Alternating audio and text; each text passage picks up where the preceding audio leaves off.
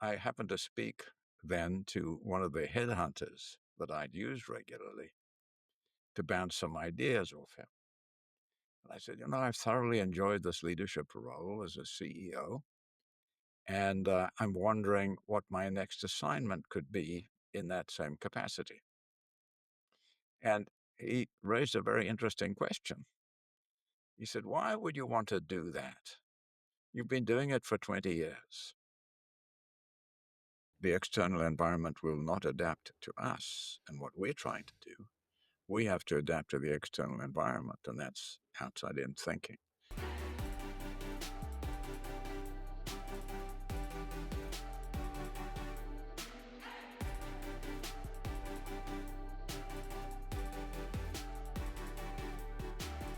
What if you turn hardship into greatness, anger into serenity? Everything changes. Make your life a masterpiece.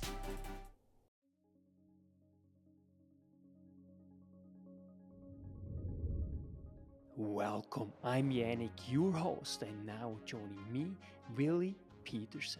Willie Pietersen is professor of the practice of management at the Graduate School of Business at Columbia University in the city of New York, and joins me now to discuss his stellar book, Leadership: The Inside Story. Have you ever wondered what real, effective, and powerful leadership entails? Why leadership can change your and other people's life, and how actually start your journey to an outstanding life and success in general. If you're interested, join me now. Welcome, Professor Willie Pietersen, to the show. It's such an honor to have you back. Thank you very much, Yanik. I look forward to our discussion.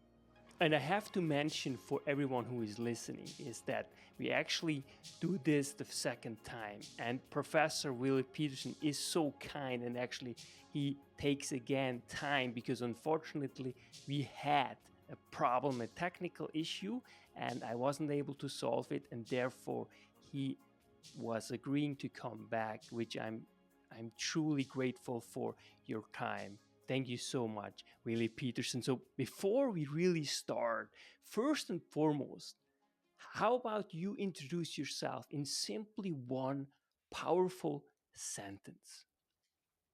Okay. Born and raised in South Africa.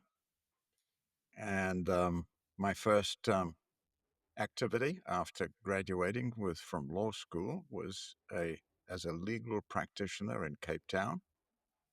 Subsequently, I entered into the corporate world and had an international business career, starting with Unilever and then subsequently with other companies in a number of countries around the world, and was a CEO for a period of 20 years. And I'm now a professor at Columbia Business School, and I've been doing this particular role for the last 28 years, actually longer than any other activities I've done. But all the elements of my career seem to have built on each other in some kind of a rich, progressive system. And I'm very grateful for this wonderful learning laboratory that I've had throughout my life. And it's really powerful, really, the background that you bring with 5 years of practicing law in South Africa, then being a CEO for multi-billion-dollar companies for 20 years, and then now it's really your 27th year of being a professor at one of the most important business school in the world. So it's really exciting. So what do you think was it that you brought you into business, and more specifically into the world of leadership? Well, an interesting thing about practicing law is that you're confined by your jurisdiction. You can't move to different countries unless you write their particular law exams to do so. We were living in South Africa at the time of the apartheid regime, which was repulsive and unacceptable to us as a family, to my wife and me at the time. This is before we had kids, and we decided we did not want to raise a family in South Africa. And I needed to find an avenue, a career that would enable me to have an international career. I'd always been interested in corporate in leadership, in business strategy. So I had an opportunity to join Unilever and became lucky enough to land a job with Unilever, first of all in South Africa, and then, in line with my wishes and my hopes, um, had international assignments in various countries. So I enjoyed the role of corporate leadership a great deal. I learned a lot from it. Kind of an action learning system. Lots of challenges along the way, working in different cultures, different countries, and different kinds of businesses. As I say, this was a wonderful learning laboratory. Um, after 20 years of running businesses, I was running a business entity which was a subsidiary of Kodak, and Kodak was beginning to fail. It subsequently went insolvent, and as part of its attempt to rescue itself and generate cash, it asked us in New York, Kodak was based in Rochester, upstate New York, asked us to sell the business to raise cash for Kodak. Well, we succeeded in selling the business successfully, and that left me without a job. I happened to speak then to one of the headhunters that I'd used regularly to bounce some ideas off him. And I said, I've thoroughly enjoyed this leadership role as a CEO, and I'm wondering what my next assignment could be in that same capacity. And he raised a very interesting question. He said, why would you want to do that? You've been doing it for 20 years. You often talk about being a lifelong learner. You often talk about teaching, that a key part of being a CEO is to teach others how to think about the business, what the key issues are, etc., to think strategically, to think about leadership in systematic and useful ways. So why don't you go and teach? And I thought, well, that's a nice abstract question, but how do I just snap my fingers and do that? But then I remembered something. And this is where serendipity plays a role in one's life. The dean at Columbia Business School, a guy called Mayer Feldberg, some years before, had visited us when I was heading up Seagram's liquor business in the US on a fundraising lunch. And during the lunch, he said to me, Willie, we like to have corporate executives come to Columbia on weekends and teach a case study for our executive MBAs. Would you be up to doing that? I said, sure, that sounds like fun. And I did it a few times. I thoroughly enjoyed it. And so I suddenly thought, well, why don't I call up Mayor Feldberg? If I was just somebody off the street calling him up, it would have been difficult to gain access, no doubt. But I reminded him that I'd done this some years prior, and I said, could I come and have a cup of coffee with you? Which we did. And I said, I've done this here on those weekends, and I've thoroughly enjoyed it. And he opened up a drawer on the top left-hand side. I remember it vividly, pulled out a file. And he said, yeah, I have your evaluations here. And they were pretty decent. So would you like to come aboard and do this? So I said, okay, terrific. Now, at that stage, I didn't have a formal appointment as a professor.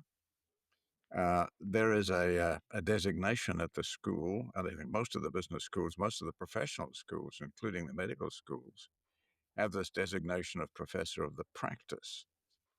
And that is based on one's practitioner background experience, ability to learn, do research, and provide evidence-based concepts. Um, so I said, certainly I'll have a go at this. He said, I'd like you to meet some faculty members who can give you some guidance on how to navigate this new world. You're now doing something totally different. It's not just going to happen by accident. You're going to have to learn your way to success. I said, yeah, I'd love to do that. So we had a roundtable discussion. And I remember one of the faculty members, a guy called Mac Hulbert, who was in the marketing division at the business school. He was one of these very blunt, straight-shooting guys with no frills. And he said, you want advice from me? I said, of course. I'd love some advice and guidance. He said, well, let me tell you the truth. 80% of corporate executives who come in here and think they can teach end up failing. I said, oh, wow, that's not good news, but give me advice. Why do they fail? How can I avoid failing in that way? Help me do this. And he gave a few ideas, but the main idea I pulled out of that discussion was that the hazard, I think, of coming from the corporate world, even when you get a good appointment to teach, is thinking that your own cocoon of experience represents the whole world of knowledge about leadership or strategy. It doesn't. It's just a point of evidence. That's my life, my experience. And I realized that I needed to validate whatever thought, concepts, frameworks I came up with evidence from the external world, validate what I was offering. I found that was fun. It's called secondary research, not doing original research, but looking at what's going on around the world. Why did Kodak go insolvent? Why did General Motors, we forget about this, General Motors went insolvent, was rescued by the US government. What made Apple such a brilliant success? What was Jobs' secret in turning Apple around? Yes, I have some examples from my own experience, but I'm finding now that most of my kind of evidence that I bring to the table are from these external sources. It's worked pretty well. So after 3 years of doing this, the tenured faculty vote for this kind of appointment, and I was very lucky. They voted to appoint me to the professorship, and I've been enjoying that immensely ever since that time. What do you think made you set apart from the crowd? As you just mentioned, 80% of people who join the school, they actually fail. So what sets you apart from others? And why do you think is that? And also, can you decipher or point to something in your childhood, whether it's your parents or someone else who was a truly inspiration that ultimately instilled in you a certain way of being, asking question as you just were asking, right? You asked him, okay, I want to learn, what do you think should I do, and so on and so forth, because it takes also courage asking questions. So where does this come from? What really set you apart? What do you think? Well, I don't want to set myself up as above anybody else because I'm not. You're No, very humble, of course. I mean, you're very humble. You're an amazing, and that's why I just everyone who is listening, please go on uh, River Town's books and really order a copy of Leadership: The Inside Story. It's really powerful. So just please keep going. well, we're all different. We all bring something distinctive to the table. And what we bring to the table needs to fit the needs and expectations of those we seek to serve. And that's the magic, where you connect directly and, in a way, intimately with real empathy and tune in to what's on the minds of others and seek to help them address those issues. Sometimes you raise issues that they may not have thought about. But my starting point always is to tune in to my audience. And often I start with a little quiz. and say, what's truly important amongst these various things in the roles that you exercise? What would you most like to address here that will help you do this better? And then I write down a little agenda and say, what's important here is not my agenda, it's yours. This is not for me, this is for you. And I think this is really the first order of business. And the second is, I think teaching is the wrong word. The right word is learning. And what we're doing is learning together. I don't know everything. Nobody can know everything. And what we need also to be able to do is when you get posed lots of questions and people think, well, if you're a professor, you probably are all knowing in some kind of way, is to learn to say, I don't know. When you don't know, don't pretend. If you don't know, say so. People suss it out immediately when you start making things up as you go along, right? And that's an insult to your audience. But that's an opportunity for collective learning. So saying I don't know is not enough. It's how do we discover the truth here together? I'm a great fan of philosophy. I read philosophy very widely. I think that's very informative in terms of leading a rich life and being an effective leader. And philosophy, if you distill it, helps us discover the right answers to three big questions that we're always confronted with in our lives. One, what's true? Second, what's important? And third, what's right? And I think as we approach any problem or any issue, whether we're deliberate or intentional about it, it involves that process. What's true is the first order of business. And it was Nietzsche, the German philosopher, who said, the truth doesn't lie in facts, it lies in interpretation.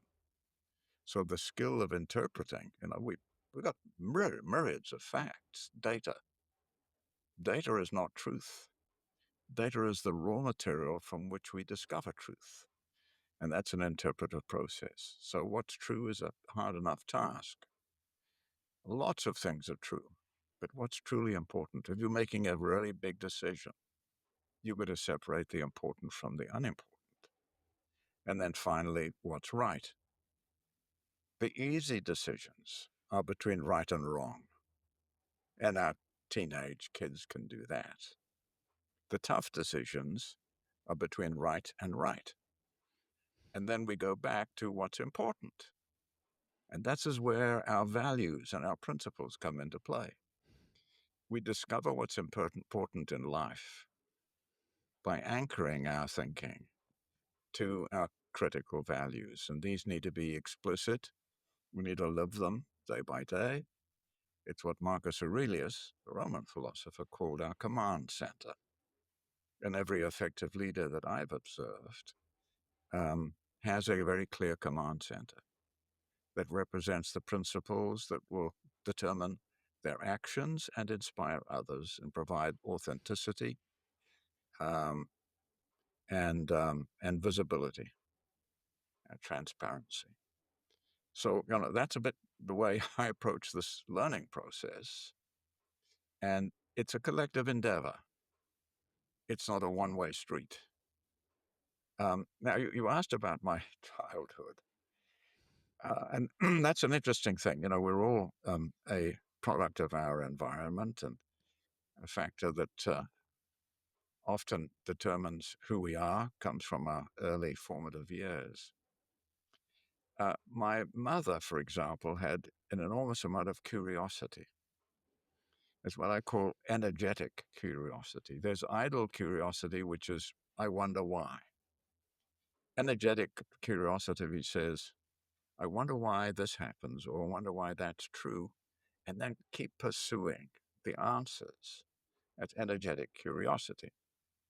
And she had that curiosity about her and was constantly challenging me a little bit sort of ahead of my years to say, I want to tell you about something, and I want you to remember this as you think about leading your life going forward. She would talk about, with a little example, she would talk about the importance of kindness. And then, we had a discussion one day. I remember that she said, this is what democracy is all about. If you think about its fundamental principles, it's about fairness and about kindness. And if those things disappear, so does our democracy. Now, these kinds of discussions, questions that are probing and provocative, it leads to an attitude that prevails throughout our lives, right? So, yeah, a bit about now. The other thing, I was infected by curiosity by my mother. I put it that way. Now, the other thing from early life that I will mention is that in my bedroom, in front of my bed, on the wall, was a map of the world. And in the mornings, the sun would shine through the window and shine directly onto this world map. I became acutely aware of the fact that I was living at the southern tip of Africa in a smallish town called East London and had no clue and no experience about the rest of the world and all the different cultures.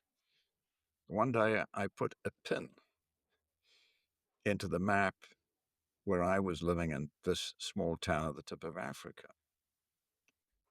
And I began to form a resolve that I was not going to remain pinned down in this small place for the rest of my life without experiencing what the whole world had to offer. I had this immense curiosity. And I made a resolve, even at that stage of my life, which I discussed with my parents quite a bit, that I would like to experience the whole wide world in this one opportunity that we have to be alive in this short period of time. That yearning, that desire never went away. And I think one of the greatest joys I had as a CEO was the opportunity to work with people in different cultures, in Thailand, in Russia, in Japan, in Brazil. So in various countries like that, across all of the regions of the world. I learned a great deal about it, about different cultures. I learned a great deal about being non-judgmental. We all go to a different culture and look at what they do, their patterns of behavior, and wonder quietly to ourselves why they don't behave like we do, thinking that our culture should be the one that dominates how they do things. And you quickly learn to respect the way others choose to live their lives. So, there is that kind of element throughout my life of exploration, curiosity, discovery, and doing this in an interactive way with others to enrich our thinking. Before we dive into the book, how did you cope with the stress and pressure as a CEO? Because that is something that is really serious. How did you cope with it throughout these 20 years? I don't think I was a champion at coping with it. Um, you run into periods of time of very intense pressure and activity with too many things on your plate. And you quickly realize that you're going to drown unless you understand two things. One is the ability to delegate, and the second is to give yourself enough breathing space to make quality decisions. Because if you're too busy and too stressed, you're going to make very poor decisions. I've been a walker. I walk every day. I've done this as a practice throughout my entire career. And I never miss a day, only if it's raining. Sometimes if it's snowing, fine, just keep going. But I walk every day, every morning. So my habit as a corporate executive, when I worked in New York City, was to walk for 30 minutes through a pathway that I picked through Central Park every single day before I arrived at the office, unless it was raining. I had those were the days. I had a driver called Joe, and Joe was, was a bit of a nanny to me. Sometimes he'd say, "Oh, Mr. Pietersen, it's very windy today, or it's very cold today. Not a good day for walking." And I said, "Joe, if I keep making excuses, I'll never walk." And so I discovered something that was since validated scientifically, that walking um, conveys and provides tremendous benefits. There's a chemical called BDNF that gets released that activates and nourishes our neurons, and that promotes creative thinking, and endorphins that create a sense of calmness. And of course, you're getting aerobic exercise at the same time, so it's physically a sound thing to do. And I found that this was a creative exercise, much as anything else. That sometimes I would walk and think, well, I better make a speech tonight, for example. Somebody's retiring and I better formulate my ideas. After about 3 or 4 minutes, that would disappear from my mind, and completely uninvited would come a creative idea to solve a problem that had been festering for a while, that had kind of confounded us as a team. And this creative process, you suddenly found, here's a solution to it. I was very excited by that process. People began to tease me. I remember going to Australia at one stage as a CEO to visit the local subsidiary. I loved walking in their botanical gardens in Sydney and did that every day. And I said, this I do first. Before we start our day, I do this first. They said, fine. So I arrived there on the second day, and we'd been discussing a particular problem. And I said, by the way, I had a thought. Why don't we approach the problem this way? And they looked at me and they said, aha, you've been for your walk, haven't you? So that's a discovery. Now, since that time, I've looked at the evidence. And a lot of the major discoveries in the world happened through people when they went on a walk. I'll give you one example. Nikola Tesla.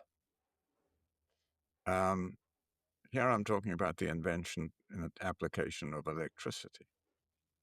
Thomas Edison is credited, apart from the light bulb, which he invented, is credited with inventing electricity and its transmission. Well, what he actually pioneered was what we called direct current. And the problem with direct current is that you need numerous substations to regenerate electricity because it cannot travel long distances. And Nikola Tesla battled for years, literally, in his laboratory to find a way of generating electricity in long distances. He got a lot of support financially to do his experiments. They all failed, and eventually this support dried up, the financial support. And he said, well, I tried. It seems that I failed. And it was not very long after that when he went for a walk in a park in Budapest, not thinking of electricity. And the solution flew into his head of alternating current, which is now the system we all use to generate electricity at long distances. And then rushed out, of course, to formulate this solution. How did he discover it? Well, he worked very hard at battling away, first of all, but he literally discovered the solution during a walk. So I'm not alone. There are many other, I quote a number of examples in my book of this. So it's something I urge as a means of refreshing, of pausing, of withdrawing from your everyday intense activities, doing something different and allowing a bit of breathing space to occur in your mindset and in your way of thinking. And at the same time, giving your body the opportunity for some aerobic exercise. I like to walk at that stage quite briskly. So that's one technique I learned, and I still walk every day. I don't walk as far or as fast. That doesn't matter. I do what I can, and I walk every day. So I advocate that very strongly. And I found that was a kind of a release valve at the same time. What you're discussing is coping with pressure. And the secret, I think, coping with pressure, don't keep hammering away when you're under pressure, unless, like John Kennedy was facing, the Cuban Missile Crisis, and you can't say, well, we got the luxury of time. Um, and there he had to use a different technique, which is don't try and do it yourself. If it's really complex, get diverse perspectives, and then sift through those ideas and make your decision. But if it's if the house is not burning down and the bombs are not going to be dropped within 10 minutes, you know, use this opportunity as much as you can, even during a lunch hour. That's another thing. I used to take a second walk sometimes, have a sandwich, and then go for a 10-minute walk, amble around New York City, come back into the office, refreshed. Thank you so much for sharing this. So, what do you think are the three domains of leadership that you elaborate in your book, and how did you come about these three pillars? I began to think about leadership more and more deeply and discovered a lot of insight through my reading, somewhat through business books. But to be honest, maybe 20% of the books I read are business books. But um, I think we learn when we broaden our lens, and I learn from philosophy, from evolutionary science, and from astrophysics. And we broaden our lens that way. And I began to see through these various reading hobbies, if you like, that leadership exists in various settings. It's universal. So it exists, for example, at a national level. We talk about our political leaders, the head of the country, the president or prime minister or chancellor. There's military leadership. That's the job of the generals. There's organizational leadership, which I was involved in as a CEO. There's community leadership. You can be a coach to your kids' baseball team.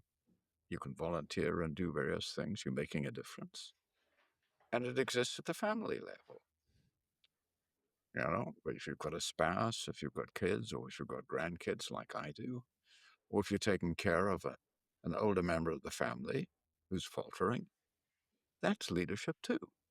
And the interesting thing about it is it's universal. And sometimes, we forget that. And we at the office, I was a CEO, and then I go home. I'm not a CEO when I go home. And I was reminded of that quite a bit. You're not a CEO now, but you're doing a leadership role in your family setting, whether you realize it intentionally or not. And it's a bit like, when you're driving a car and pedestrians are crossing the road without looking, you think, oh, those idiots, those pedestrians. And then you get out of your car and you're a pedestrian and they think you're the idiot. So we're both. And it's important to recognize that leadership is universal and to think intentionally about that. So that was the first kind of insight I had about leadership being a universal requirement. And that's why you don't just find it in business books. The principles of effective leadership are in and of themselves universal. The question is, how do we discover them? For me, it starts with understanding the task. What's the task of a leader? And then we work from the task to say, what are the ingredients that succeed in achieving that task? And here I came from, the idea came from a book on psychology, a guy called Howard Gardner, psychologist at Harvard. I'm great at psychology. He is a real expert. But sitting in the middle of a book on psychology, was this definition of leadership, and I wrote it down immediately. I keep a learning journal, and it goes as follows. A leader is somebody who is able, through persuasion and personal example, to change the thoughts, feelings, and behaviors of those they seek to lead. Now, for me, that's a very powerful definition. That's the task. And I take note of the fact that leaders who just try and change other people's behaviors without changing their thoughts and feelings might get compliance, but will never get commitment. And the whole world of success, I think leadership resides in that gap between compliance and commitment. So I like that definition a lot. And for me, it's kind of a starting point. So that's the task. And then I thought about what's the starting point? You know, whenever you learn anything, even playing golf, you say, where do I begin, right? What do I do first? And there I drew inspiration from Confucius, who said to be a leader, you must first be a human being. This is about authenticity. And from there was born a concept of leadership consisting of three interrelated domains. And working these in combination, because they're interdependent, is a holistic approach to leadership, cutting across all of these settings of leadership that I've described. And I think is a very useful way to think systematically on how to be a leader and how to continuously learn to do it better. Those three domains start with personal leadership. Thank you, Confucius. Personal leadership, and that's Marcus Aurelius's idea of your command center, is first of all to determine clearly, explicitly, intentionally, the key principles according to which you will choose your actions and which will inspire others. This gives you this transparency and authenticity that is the threshold requirement for all effective leadership.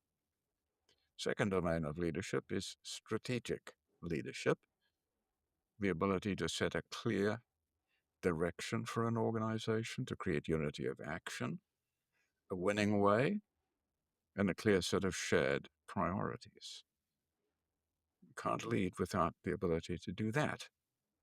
And the third domain of leadership is interpersonal leadership, which is bringing out the best in others. Now, when you begin to think about that, you realize that you, as a leader, regardless of your role of seniority, we all lead from the middle, etc. Is you begin to realize that this is a great way to think about leadership and to improve your own performance because you're systematic about it, and a great way to get feedback from others. Rather than saying to people who you trust to give you feedback, how am I doing? Which is what Ed Koch, the previous mayor of New York, used to walk around the streets and say, how am I doing? I always used to think it's the wrong question. You should ask them, how are you doing? But nevertheless, it was always, how am I doing? But when you ask for feedback, always find a truth teller to give you feedback. You must have truth tellers in your life. It's now much easier to say, how am I doing at personal leadership? How am I doing at strategic? How am I doing at interpersonal leadership? And that's where you get much richer feedback because you've got a structure that enables people to give you that kind of feedback that's useful. Because leadership effectiveness is a continuous journey where we lead our way, learn our way to success as the environment shifts and new challenges emerge. When you started in your very first role in South Africa as a CEO of a unit of Unilever, you tell a very telling story about the first couple of months. So, walk us through what your boss actually asked you about your first couple of months as a CEO. Sure. Well, the first thing to say is I was appointed rather young to this new role, running a subsidiary of Unilever, their foods business in South Africa. A business of considerable size in that setting in South Africa. At the time, I was told, "Oh, you're amongst the youngest ever given this kind of responsibility."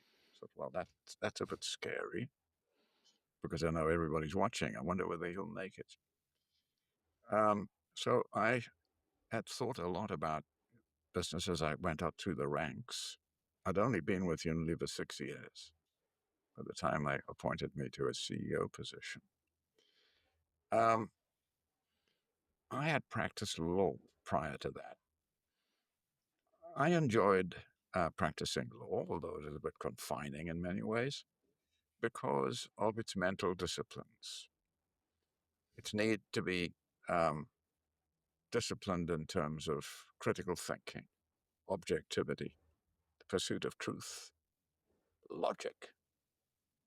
So I thought, well, if I bring those skills to my leadership role, that will be my formula for success. If I can really establish the logic that will drive success, if I can explain the logic to everybody else, that will galvanize them, because logic wins everything. Galvanize them and inspire them to pursue that logic. Well, of course, the world doesn't work that way. Logic will take you only so far. Well, I like to say there's the logic and there's the magic. The magic is really tuning into others, inspiring them, and leading them onwards towards that with a kind of commitment to success that comes from Howard Gardner's formulation. Sorry about these sounds in the background. They're what I call the sounds of New York City, right? Howard Gardner's formulation, I think, tells us you're always a teacher as a leader, helping people to think in the right ways, and then encourage their feelings of commitment and excitement and inspiration, and then their correct behaviors will follow. Okay, so that's the formula. Now, I'd followed this process of logic, thinking about it as a chess game, right? Move all the pieces in the right way, and explain it to everybody, and they will understand. So C.J. van Jaarsveld, who was the chairman of the group and my boss, was really a wonderful guy. He'd been in the World War II, leading his troops fearlessly in battle as a commander of some kind. I think he was in Burma. So he was a straight shooting guy. And then underneath the straight shooting was a great deal of understanding and empathy, kindness, if you like.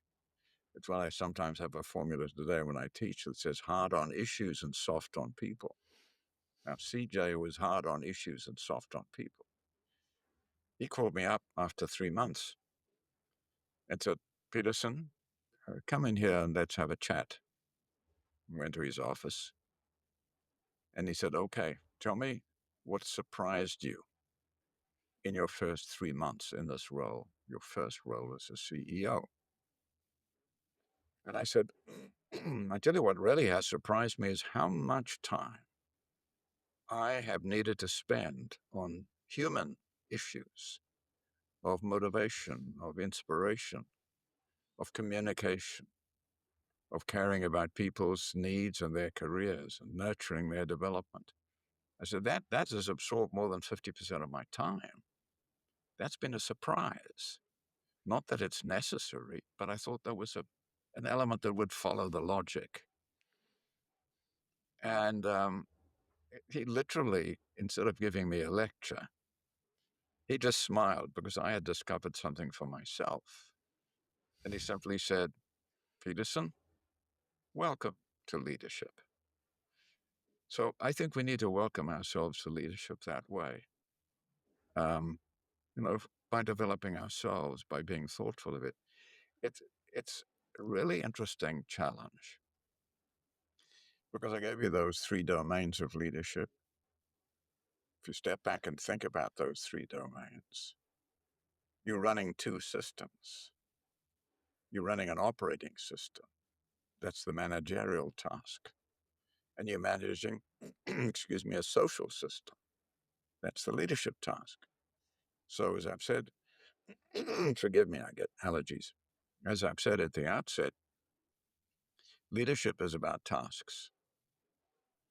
I'm sorry, management is about tasks. And you need to have the right tasks, but they're done through people. And leadership is about people. And that's where it all begins. You can delegate the tasks, and you should be good at delegating the tasks. You cannot delegate leadership. You own it. The leadership is you. Cannot delegate it. Is this part why you are so into business, because of the aspect of these human relationship, even though it doesn't really seem that this was your initial, what really drove you into business, but is this the part, the relationship part, the human relationship part, that you really got even more inspired in terms of business? And do you think that business is as much numbers as it is relationships or building relationships? What gives leadership meaning? Um, forgive me. If you just think about the tasks,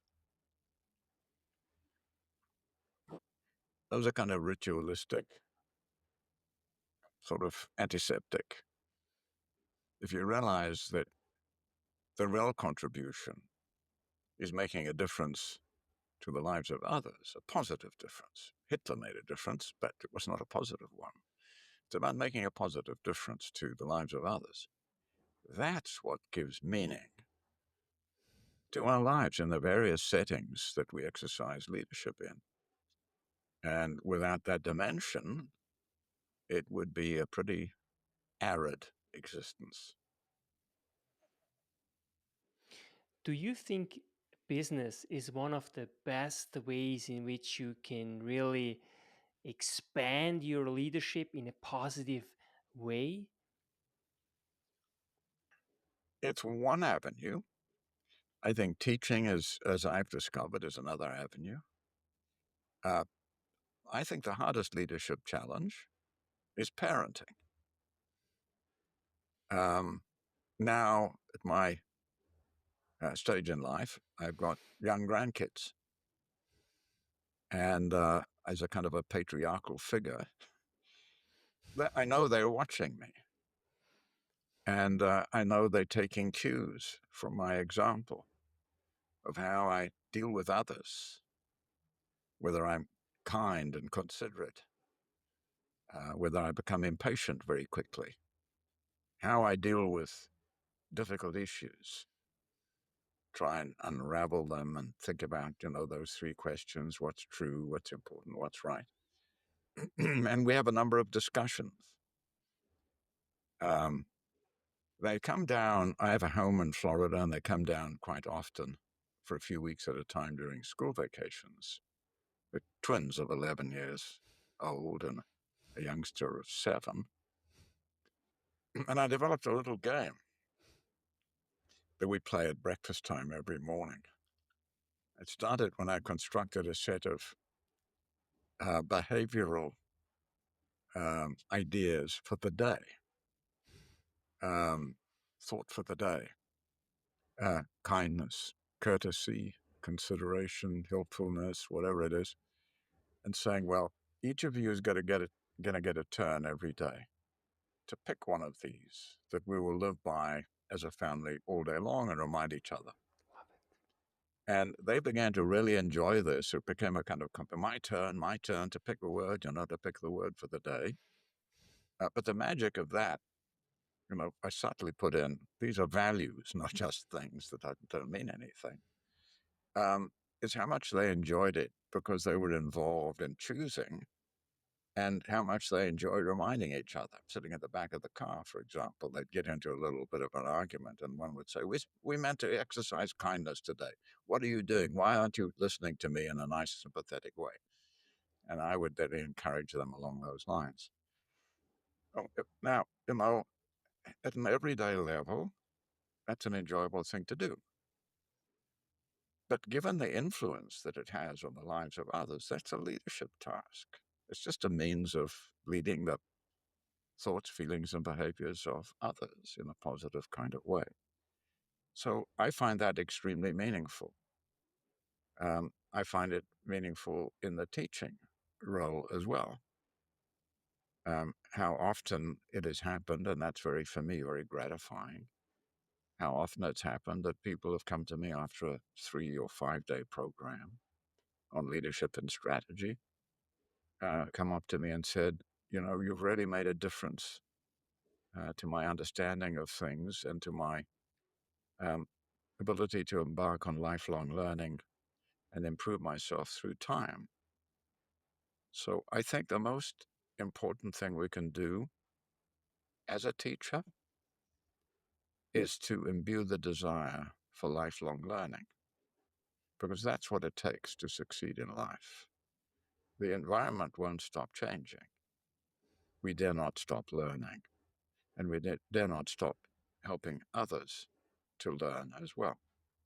So that's the gratifying part. And it comes back to what you've just been emphasizing, that it's not the task here that I'm talking about. It's the difference it makes to individual human beings. And that's the gratifying part of teaching. The great hidden secret that Mac Hulbert didn't reveal to me in that conversation when he said 80% failed, the secret he didn't reveal, but I've since discovered, is teaching is the most effective way ever invented to learn. And I love that because you say that if you want to have a successful business, you want to do successful leadership, or you want to do a successful life, you have to learn how to learn. And I really appreciate also your definition, because for you, learning is really when there is a change in behavior. So how can we start within ourselves, but then also within an organization, to learn how to learn? And why do you think learning is so critical, especially given the fact that our environment is constantly changing? Well, I'll give you my thoughts on this, not that I can give a magic bullet. First of all, make your inquiries wide ranging. I've mentioned philosophy and the things I've learned from philosophy. What I've learned from evolutionary science is the need to create adaptive organizations in the face of ongoing change, and that evolutionary science, Charles Darwin reminded us that the external environment will not adapt to us and what we're trying to do. We have to adapt to the external environment, and that's outside-in thinking. I learned that from evolutionary science. And when I mention that, I say to the people in my seminar, sometimes we have freedom of choice. Sometimes we have rules. Gravity is a rule. You can't throw a ball in the air and say, well, I've decided it'll stay up there. Evolutionary science is the same thing. We can't change it. It's a rule.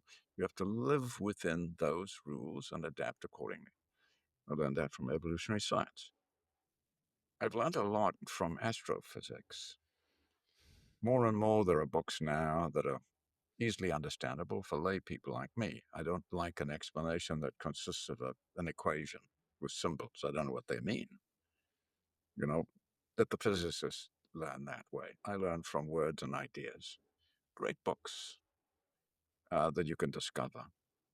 And it is, what it's taught me um, is humility, the understanding of our own insignificance in the scale of the vast universe. There are more stars in our galaxy than all the grains of sand in all the beaches in the world. The scale is immense. Everything in the universe is transient, and so are we. And in the scale of the timelines in the universe, our lives are very, very short, tiny little blips in the scale of time. But this sends us a reminder that we have just enough time to make a difference. And that, for me, that's the important thing of what are we going to do with our little blip, the luck that we have for this existence. And that's the way I just happen to think about it. Do you No, I'm think, sorry, on this one, I want to quote Ray Bradbury, if I may, Yanik. Sorry to interrupt, please? because he captures for me what thinking about the universe and all of its scale and mystery teaches us, because he, and I'm quoting him here by memory, we are born to witness the wonders of the universe and to understand who we are, where we fit in, and how to live our lives. And I think he really captured the whole idea. Read about astrophysics is what I would urge you to do. So, this thing about how do we become lifelong learners? First of all, read broadly. Don't just, adopt a tunnel of learning. Read broadly. Keep a learning journal. We don't remember everything. If you come across a real gem of knowledge, of wisdom, write it down. Keep a learning journal. I've done it since I was 16 years old. I've got a pile of learning journals now on that shelf right there. I've written 3 books. Every time I've written a new book, I open up all my learning journals and go through them. I chuckle at the things I wrote down when I was 20 or 25 years old. A bit naive and so on, and the insights have become richer along the way. Otherwise, we forget. So those are just 2 things that make learning intentional. There is a certain amount of learning when you go for a walk or whatever the case might be that just enters your head without being invited. But we have to exercise a lot of invitations in our lives to learning. And that comes from reading widely, discussing things with intelligent people, teaching, keeping a learning journal. And for me, that's the joy of life. I have a little mantra now in my senior years, consisting of 3 imperatives. One is never retire. Second one is never stop learning. And the third is lead life at a reasonable pace. And if you can't do the third one, you'll never achieve the first 2. And the third one is actually the toughest one to pull off. This is also why I think you are still teaching, right? Because it's truly your purpose. So, how do you feel when you contemplate your life? Do you think you were lucky, or you were rather, you made, you built your luck? In other words, luck, is it something that just happened to you by mere chance, or is it more that you actually worked for your luck? I think it's both. Sometimes we just get lucky without doing anything. But that's not the way we should live, of expecting luck to visit us. It doesn't often happen that way, like a bolt out of the blue sky. Luck takes preparation. And the more we explore, the luckier we get. I think that's probably true. Um, often hear people say, well, I tried this and tried that and tried the next thing, and then I got lucky. Well, no. If you hadn't tried all those other things, you wouldn't have got lucky. The scientific method starts with an hypothesis and then a set of experiments to see if the hypothesis is correct. Most of the experiments fail. And then what's left over very often is, okay, this is where the truth lies. That's not luck. That's preparation. I so agree with you that everything we do ultimately is, as you mentioned, it has really so much more to do with intentions. And the more we do, the more chances we give ourselves to actually succeed. In other words, there is a book called The Luck Factor, and it really Mm. shows actually scientifically that luck is more created than actually by chance. There is so many things that you can actually exemplify, and one is, and this quality I think you just embody is curiosity, right? You are someone who is curious, who constantly, and that's also the scientific method. By first and foremost, we start by observing, right? We observe and then we imitate, but then also very importantly, we start asking question. And you powerfully write about how to do and formulate the right questions, but it's actually also a skill. So, how do you develop the skill of asking the right questions? Well, it starts with an understanding that everything we know in the world, in science or in general knowledge, comes from a question somebody asked. It always starts with a question and define a challenge, and then you pursue and you try and find the answer that way. Sometimes we have a set of embedded beliefs that come from our prior experience in life and lead to a confirmation bias. And I think then we have to be very careful. And what I often say is be very careful about um, ideas without great questions in front of them. Make sure you understand the questions that you're seeking to ask and to seek an answer to.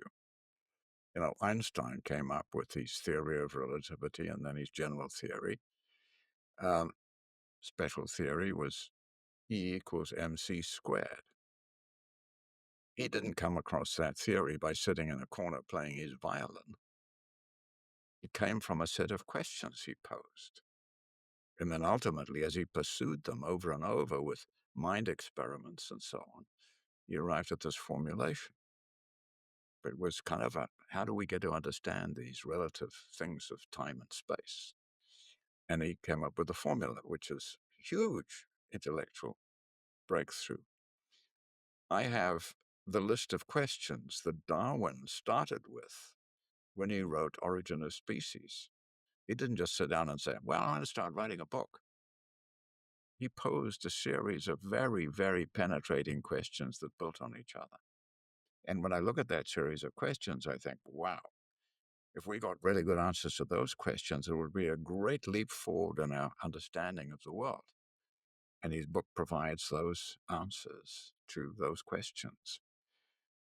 So we have to develop this skill. We owe a debt of gratitude to Socrates. Prior to Socrates, there were the sophists in Greece who taught the art of rhetoric, the art of making brilliant speeches that dazzled your audience because it displayed your brilliance.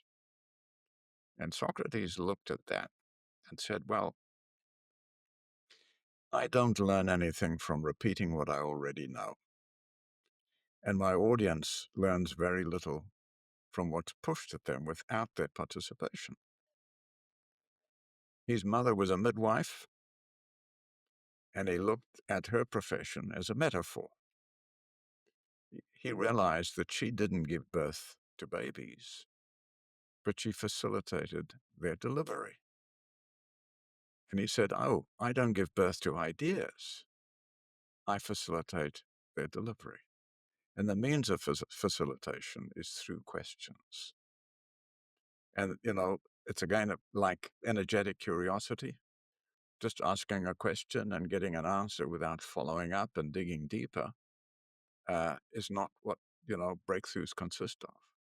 They consist of this kind of constant questioning, probing, finding answers that go deeper and deeper until we find out what's true, what's important, and what's right.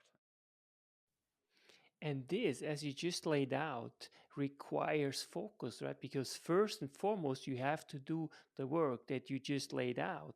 You have to actually be able to draw and put some priorities forward, some questions, and they have to come from somewhere, right? And therefore, you have to actually know from where you're coming from. And this, in and of itself, is already hard work. And so, to me, focus is really so important because you can only have focus if you start really putting your time in something, right? Because then you can also monitor that you're making progress, right? But then at the same time, you are also able to break through the complexity that you face, because life cannot be created. It's really complexity, right? There's so many variables. How do you, especially in terms of business, but also in terms of leadership and in terms of dealing with people, how do we cut through this complexity, especially in such a fast changing world, and to be able to simplify it in a way that you can start executing? You've posed a very difficult question, Yanik, and it's illustrative as well, because we need to answer that question. And not just, I wonder how we do this, but to arrive at a formulation in your own mind. The reality is that the world is not only moving faster and faster, but it's becoming more and more complex and difficult to make, enduring decisions in. So it's shifting so fast. I'm just thinking of the world of AI, for example. How do we think about that systematically? How do we simplify the task? I think an overarching responsibility of leaders is the ability to simplify complexity. In a world of increasing complexity, we need to find increasing simplicity. Find the core of an issue. Use metaphors. Use examples. Use pictures to illustrate things. Just using words that are complicated, etc., doesn't do it. And the more you search for a metaphor in the way that Socrates did, I don't give birth to ideas, I facilitate their delivery. And so, well, okay, that's a breakthrough idea there, isn't it? Otherwise, you're back to the art of rhetoric again from the sophists. And you need to practice intellectual humility, being more interested in what's true than in being right. So pursuing this, but I totally agree with you. There are two really tough tasks that I think are becoming increasingly difficult in our complex world. The first is the ability to simplify complexity. And as Einstein actually pointed out, if you can't truly simplify something, then you don't really understand it. That's a test of understanding. And that's a pursuit. And never leave it on the basis that people in the rank and file of your organization are saying, what does that mean? I don't know what am I supposed to do on Monday morning? And if you can't really translate that in tangible terms to each person and each function in an organization, this is what it means for your job and what you do every day as you lead your people and your function. If you're operating at above that level, you've paralyzed the organization. They won't know what to do. How do they think about profitability? They think, oh, that's a complicated thing. Well, it's not actually. There are only three moving parts in any organization. There's a numerator that drives revenue, and then there's a denominator with costs and assets. And only two ways ever invented in the history of business to make money is to make the number on the right-hand side bigger, which is by raising the numerator or reducing the denominator. And you can point out to anybody in the organization, we all have a role. Everybody here is either working on driving revenue, which means we serve customers better, or developing better asset turn, utilization of assets, or being cost effective. Everybody is touching one or more of those three moving parts. Don't get complicated.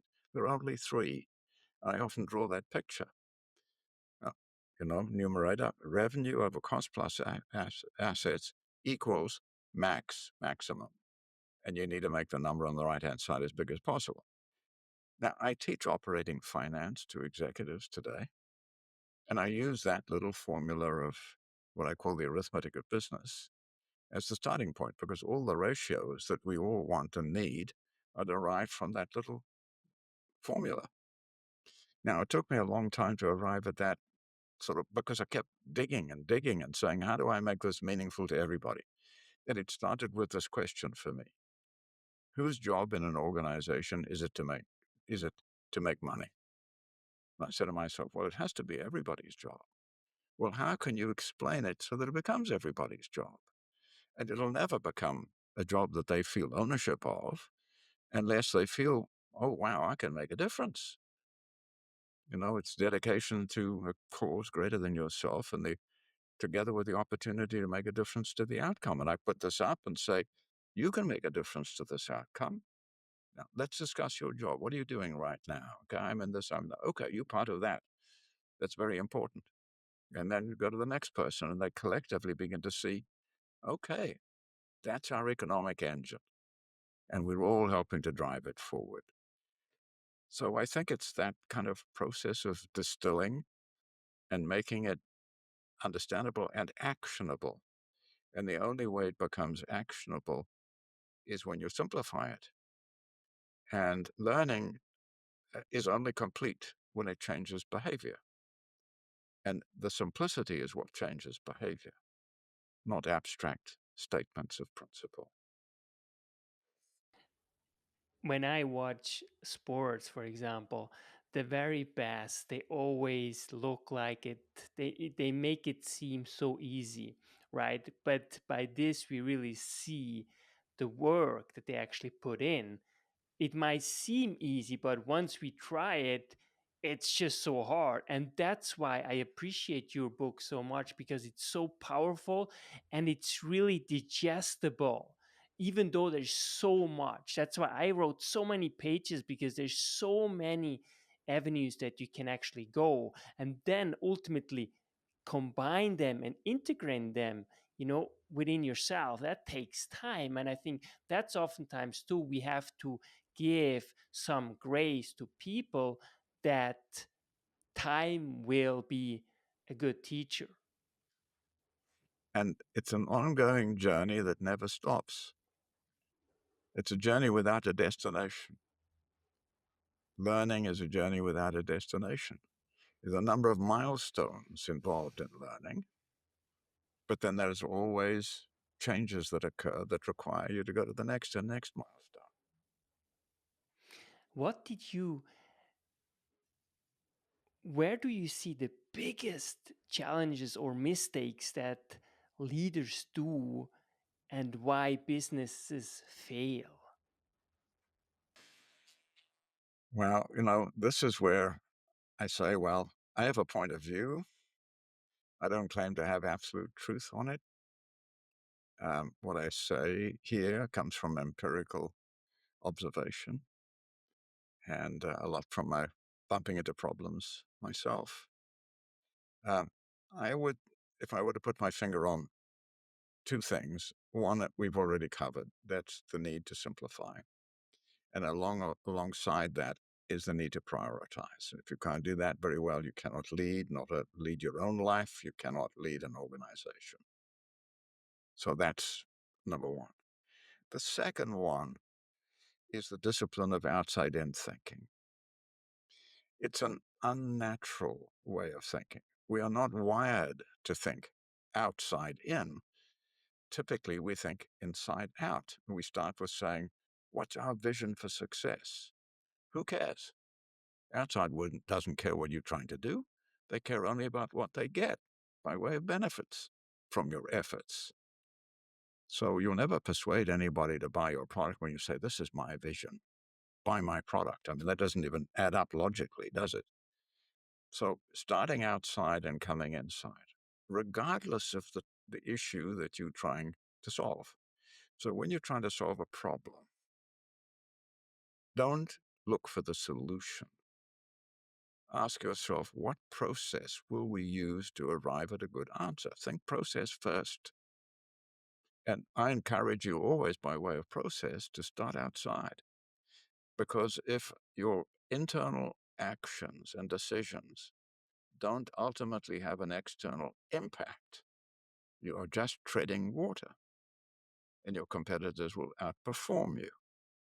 Now, the discipline of outside-in thinking requires forcing mechanisms, ways of thinking strategically, doing a situation analysis, which is our intelligence system that drives insight and decision-making.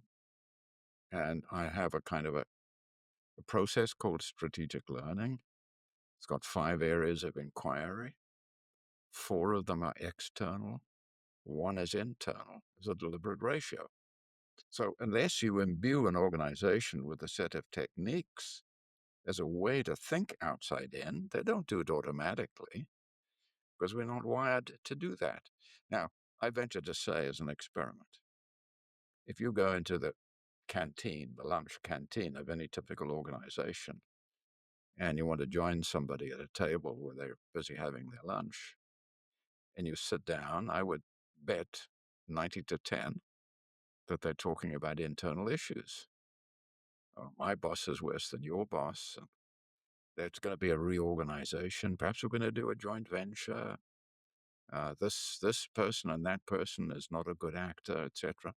And if you then say, I wonder what the most important trends are in the external environment that we must take into account, they suddenly look at you and say, look, you're giving us indigestion.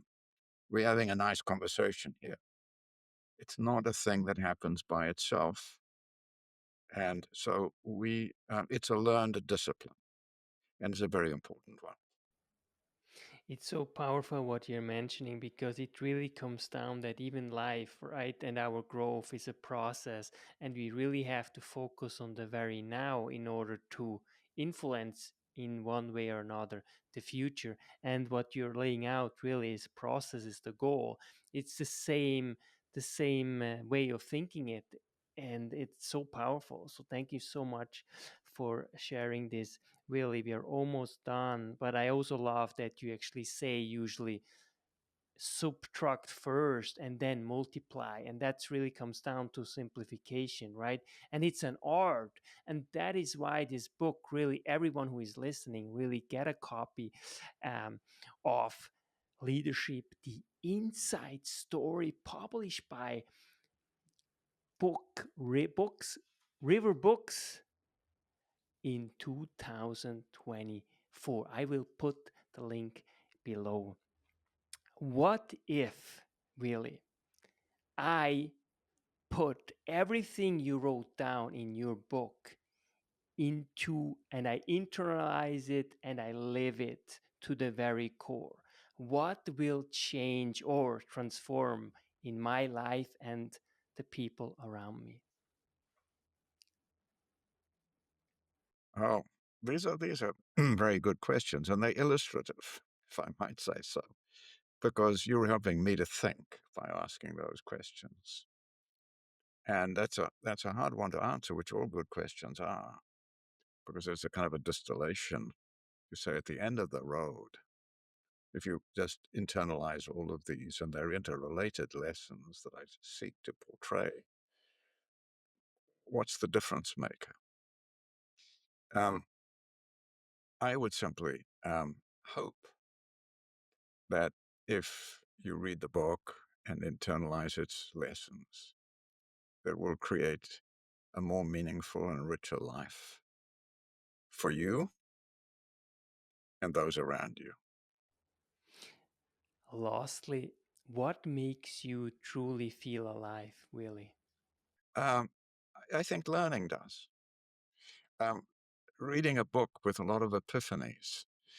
Um, I'm not young anymore, but I continue to derive enormous joy whenever I reach that moment in a busy day where I say, okay, I've deserved the time to sit down and read and discover something new where I can learn to understand something more deeply that I understood superficially before, or learn something that I didn't ever know before. It's a very interesting thing. There was a justice of the Supreme Court in the USA called Oliver Wendell Holmes, a very famous jurist. And he retired. And on his 91st birthday, FDR went to visit the old man out of respect.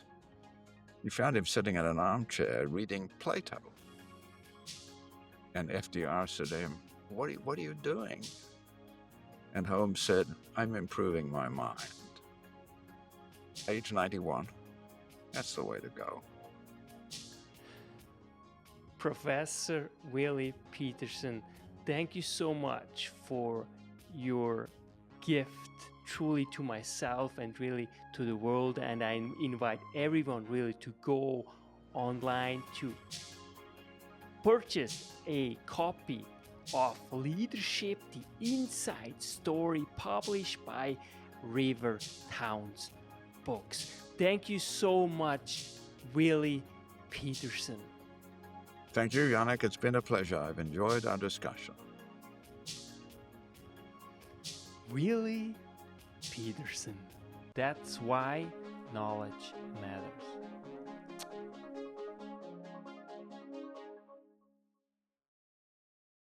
Make your life a masterpiece. Visit now programs.d-ykm.com.